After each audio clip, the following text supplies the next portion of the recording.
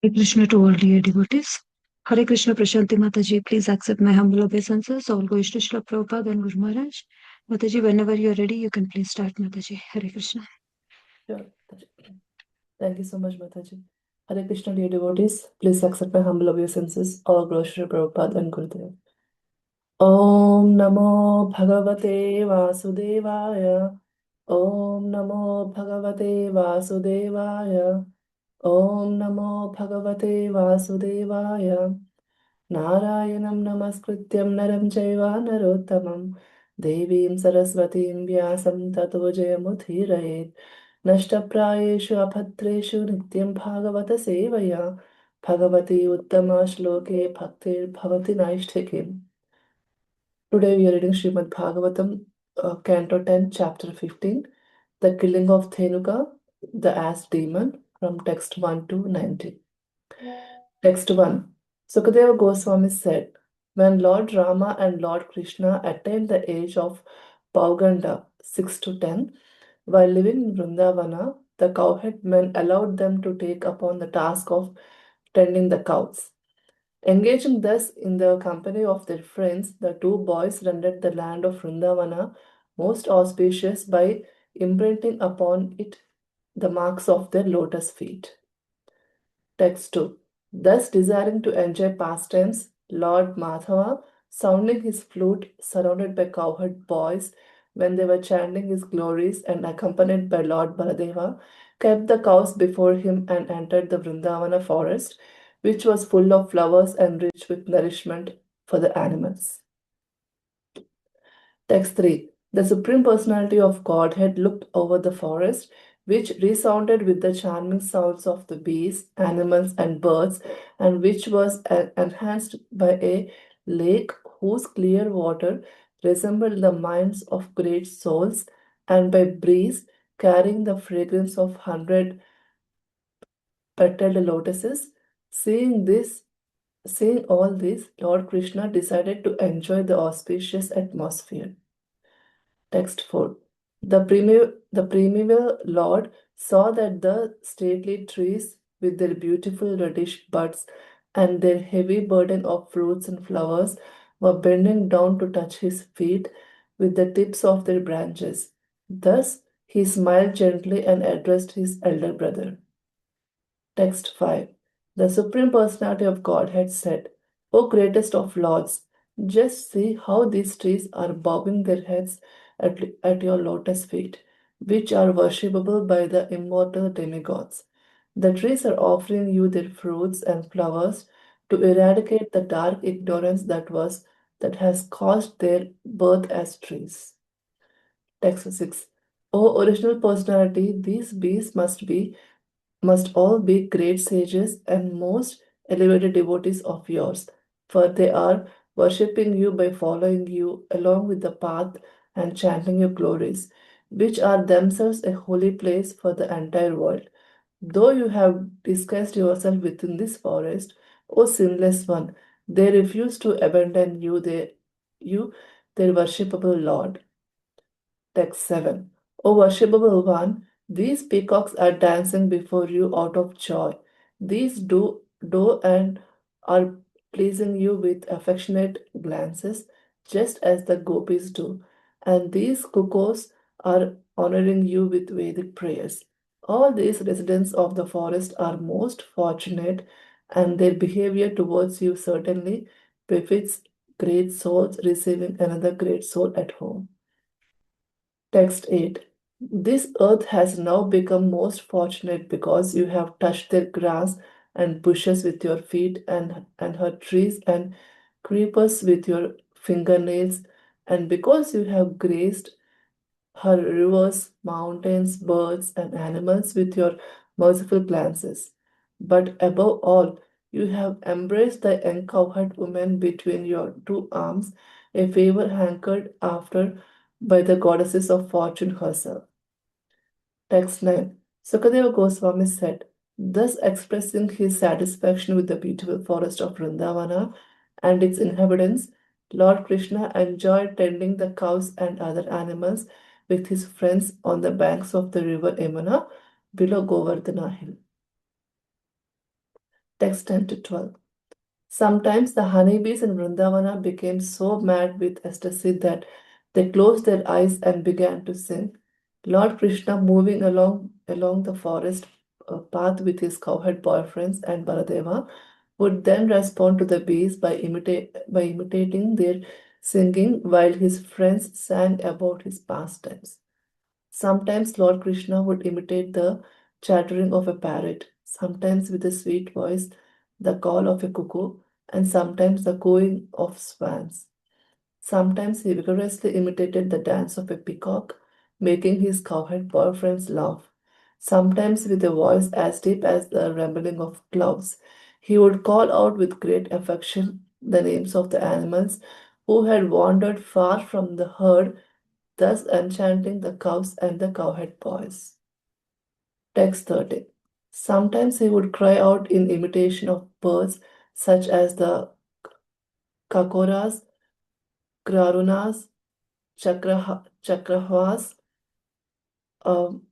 bahadvijas, and peacocks, and sometimes he would run away with the smaller animals in mock fear of lions and tigers. Text 14. When his elder brother, fatigued from playing, would lie down with his head upon the lap of the cowherd boy, Lord Krishna would help him relax by personally massaging his feet and offering other services. Text 15. Sometimes, as the cowherd boys danced, sang, moved about the playfully, fought with each other, Krishna and Balarama, standing nearby, hand in hand, would glorify their friends' activities and laugh. Text 16. Sometimes Lord Krishna grew tired from fighting and lay down at the base of a tree, resting upon a bed made of soft twigs and buds and using the lap of a cowherd friend as his pillow. Text 17. Some of the cowherd boys, who were all great souls, would then massage his lotus feet, and others, qualified by being free of all sin, would expertly fan the Supreme Lord. Text 18. My dear king, other boys would sing enchanting songs appropriate to the occasion, and others' hearts would melt out of love for the Lord.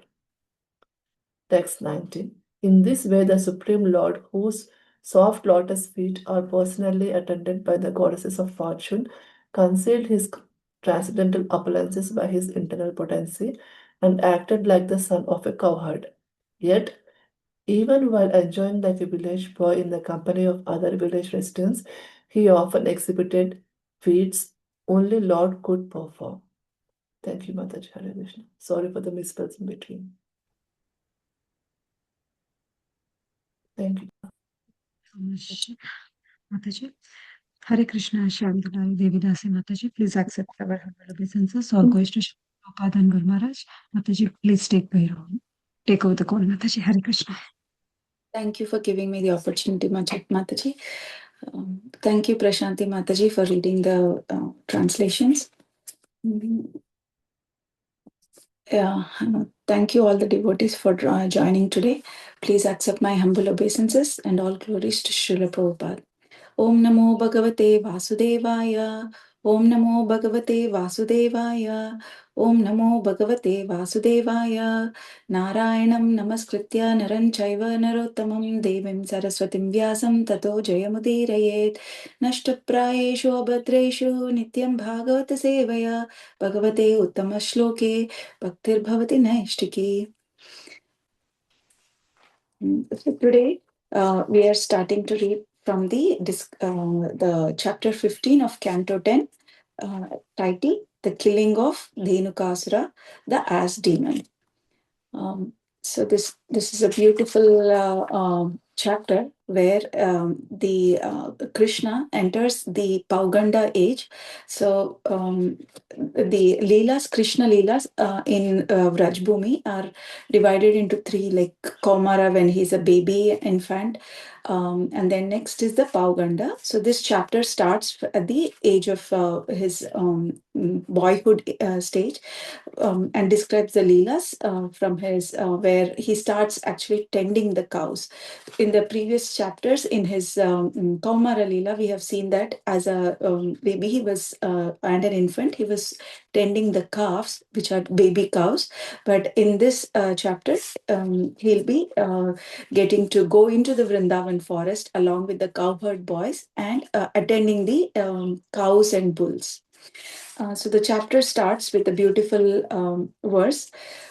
Shri Shuka Uvacha Tatascha Paugandavaya Shritau Raje Babhuvatastau Pashupala Sammatau Gascharayanto Sakibhi Samampader Vrindavanam Punyamativa Chakratu. So here, Sukadeva Goswami is describing how Lord Krishna and Balarama, now that they have reached the Pauganda age, now they can go into the forests of Vrindavan. In the Chaurasi coast, like in the area, there are 12 ones. In that there is a one called Talavan, which is filled with palm trees and also nicely delicious ripe trees holding the delicious ripe fruits. So they go into this forest actually, because as baby, like when kids are small, we try to protect them. So similarly, Nanda Maharaj was reluctant to send Krishna and Balrama into the forest because as a father, they were more caring and protective of Krishna. But Krishna, he goes to his uncles and requests that he wants to go with the other cowherd boys into the forest because then he can meet all the animals in the forest and have fun with his friends as well. Actually, at some point, even the cows who were going for grazing into the forest, because the calves would only graze inside the, not into the forest, but in the village itself, because they have to protect them from the animals in the forest. But because when they were the cowherd boys and the men, they would Nand Maharaj and his other people in the town, they would take the cows into the forest. The cows would even be reluctant to go into the forest because Krishna is held back when he was a as an infant or child. So even the cows were waiting for Krishna to join them when going into the forest for grazing. So here in this purport, the Srila Prabhupada mentions the quote from Padma Purana that on the 8th day, lunar day of the bright fortnight in the month of Kartik, known as Gopashtami, on this day, the Nand Maharaj and the other heads of the village, they decide to let Krishna to take part in the going into the one for the tending of the cows. So the word padaihi, Prabhupada uses explains that word that means this Krishna, because of going into the forest, he gave the blessing to Mother Earth by walking his feet, his lotus feet, which also barefoot, into the forest of this Talavan. So by this going into the forest like this barefoot, when he was going, even the girls of Vrindavan, they would be worried because his tender lotus feet would get hurt because of that. So but Krishna is in a different mode. He is really looking forward to so he can enjoy the forest and also the time with his cowherd boys. And the next shloka too, here where Lord Madhava, Krishna is referred here as Madhava. So he is now with his flute. He is playing the flute while entering the Vrindavan forest along with Baldeva, and his while they're entering, the cowherd boys were chanting their glories. And this beautiful forest is filled with full of flowers and rich fragrant flowers, and also with a lot of different animals that will be described in the next few shlokas. In the purport, Srila Sanatan Goswami, he refers to the word Madhava, and he explains, gives us the different meanings.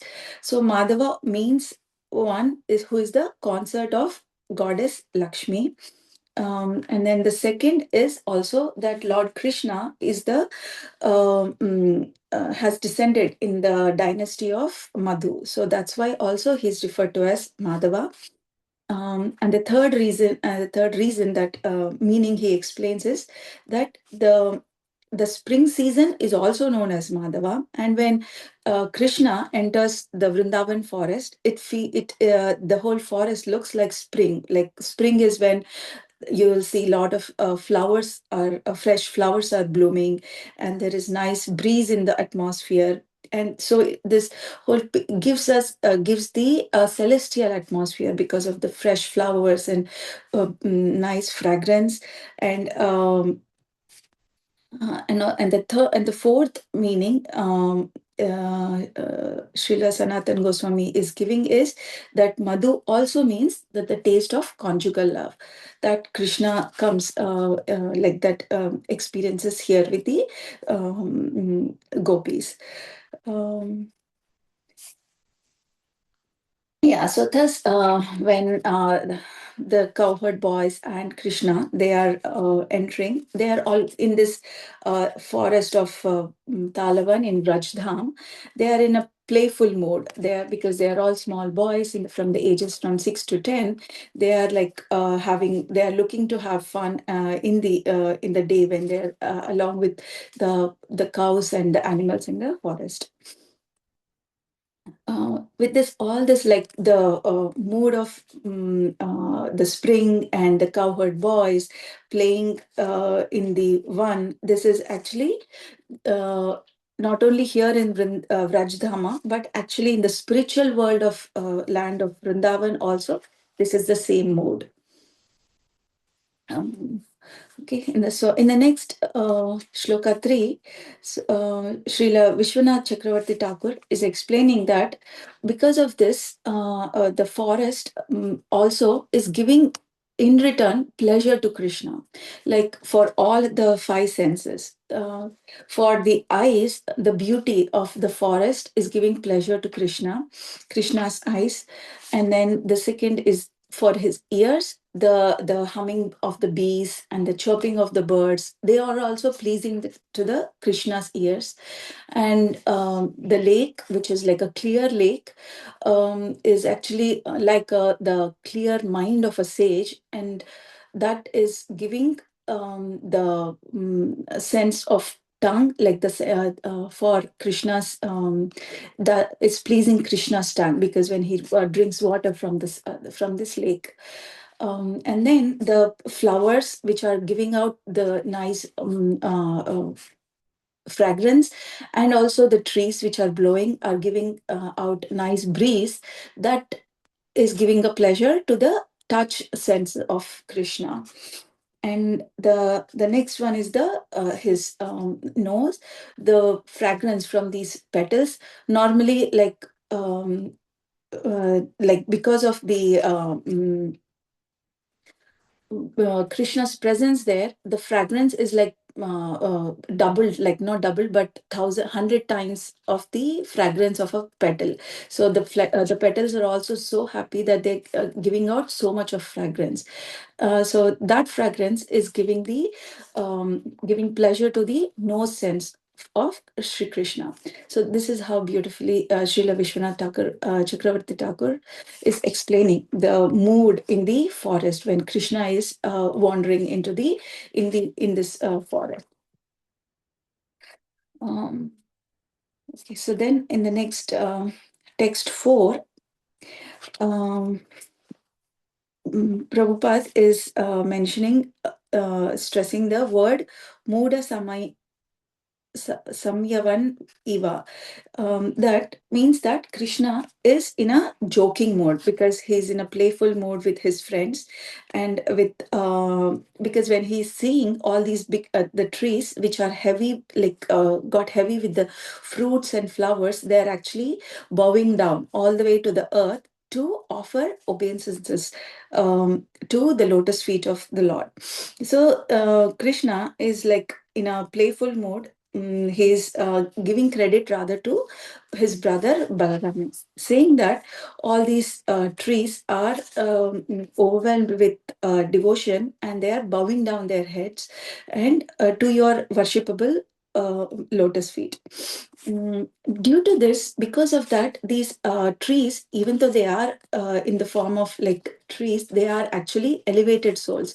Because in order to get this personal interaction to be there in the time when Krishna and Balarama are roaming on the earth, is feasible only for elevated like souls. So even though they are in, because generally the trees are in the mode of ignorance, but we should not get that confused because with the trees here that are in at that time when Krishna was on the earth, because they are also highly elevated devotees and great souls.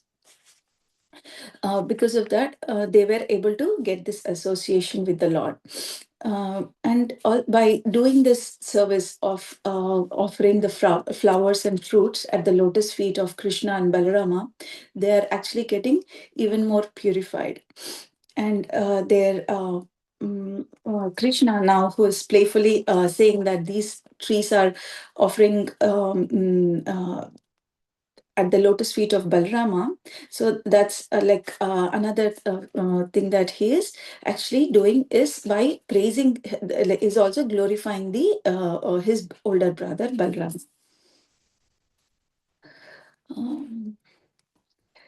Okay, so then next on in text 6, the along with the trees, there are other like bees and other animals who are also getting this association with the Lord, and they are also getting engaged in the beautiful pastimes of this Lord, of the Lord.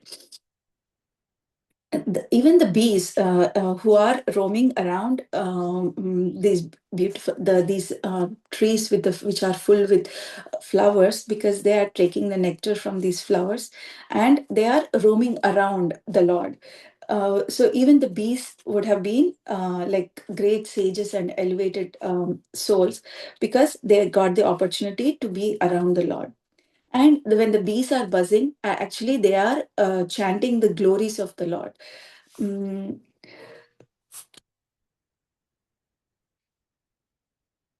yeah, so because even when Krishna here, even though here he is as a boy, but he is still in his personal form. Mm, uh, because of his internal potency, he's just like hiding himself within this forest. So this is being the word Godam here is actually referring to that he is, even though he looks like an ordinary human being roaming on this earth, but he is in hidden form, so that he can have this beautiful pastimes with his friends, and also get the association from with all these animals and trees in the and particularly tend the cows on the in the ones of Vrindavan.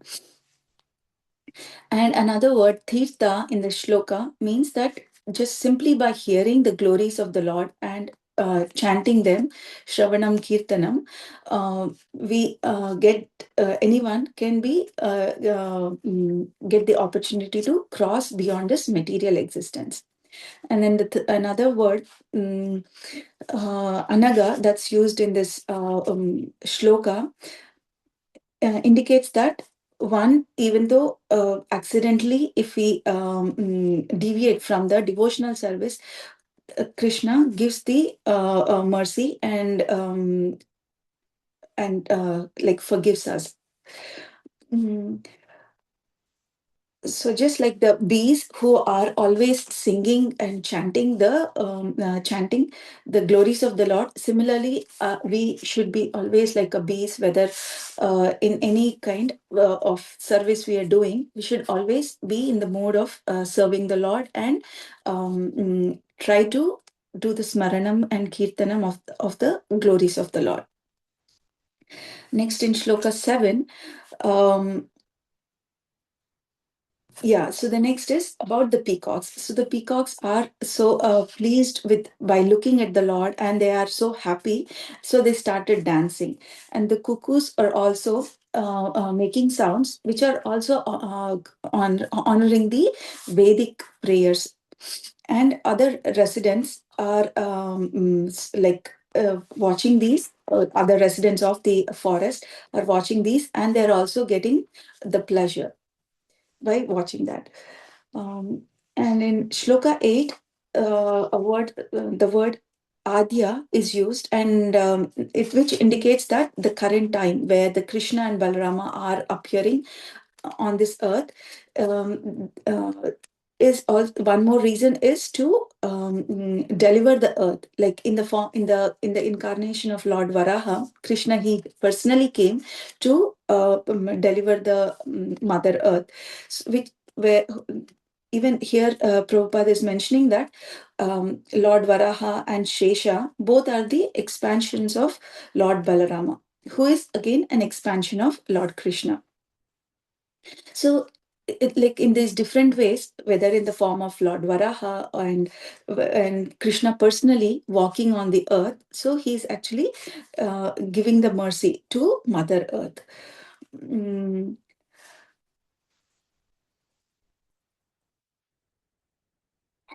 Yeah, and then next in this, while having the working while playing with the cowherd boys and also interacting with the birds, animals, Krishna, along with the Mother Earth, he is giving his merciful mercy to all these animals who are getting the personal association of the Lord. Another point that's here mentioned is about the like how the gopis who get the personal association by getting a hug from the Lord with his two arms. Even goddess Lakshmi, who lives in Vaikunta along with Lord Narayana, even she desires for that, but even she does a lot of severe austerities to get that mercy of getting the embrace with the Lord's arms, but even she does not get that opportunity. So she does a lot of severe austerities. So Krishna then gives her the blessing that she can remain on his chest in the form of a golden line. But whereas the gopis, who are even more fortunate that they are getting this mercy of the Lord and getting the embraces from the Lord directly with his within his arms. So Srila Vishwanath Chakravarti Thakur is actually recounting this pastime, like of goddess of fortune, from the Puranas. So then, after explaining about the peacocks and cuckoos and bees and the trees, then next Sukadev Goswami is referring the next is how Krishna is actually enjoying the tending with the cows and other animals. So this whole pastime is actually happening at the banks of river Yamuna near the Govardhan Hill.